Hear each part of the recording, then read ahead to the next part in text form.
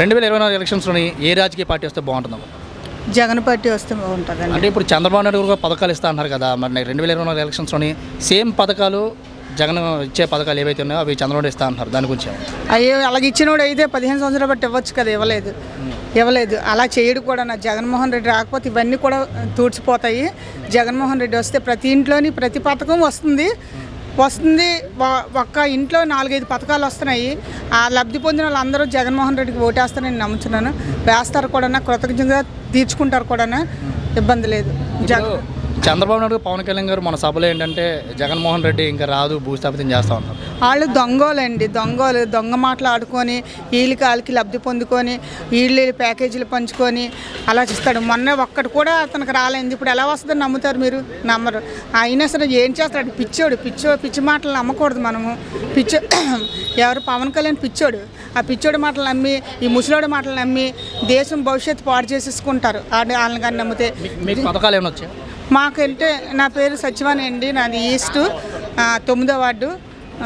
నాకైతే ఏ పథకాలు రాలేదండి.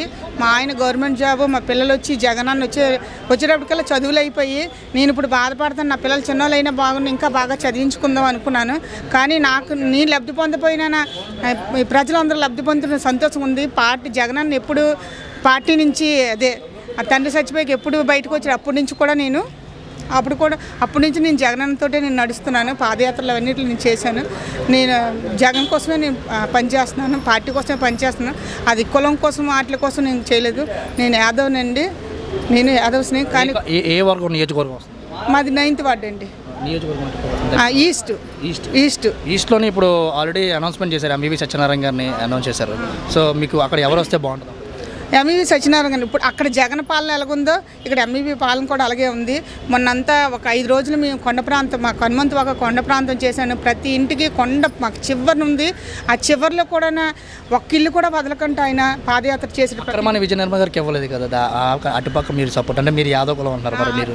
బాధాకరమేనండి. ఆవిడ కూడా చేశారు. కానీ మరి అధిష్టానం ఎవరికి నిలబెడితే వాళ్ళకి చెయ్యాలి. అంటే వ్యక్తులుగా కులం కోసం నేనేం చేయట్లేదు. పార్టీలోని ఎవరు నిలబెట్టినా పార్టీ కోసం చేస్తాం, మేము చేశాను. అలాగే ఇతను కూడా ఆవిడ కష్టపడ్డారు, చాలా కష్టపడి ఆవిడ కొండలై తిరిగారు. అలాగే ఇతను కూడా సత్యనారాయణ కూడా తిరిగారు.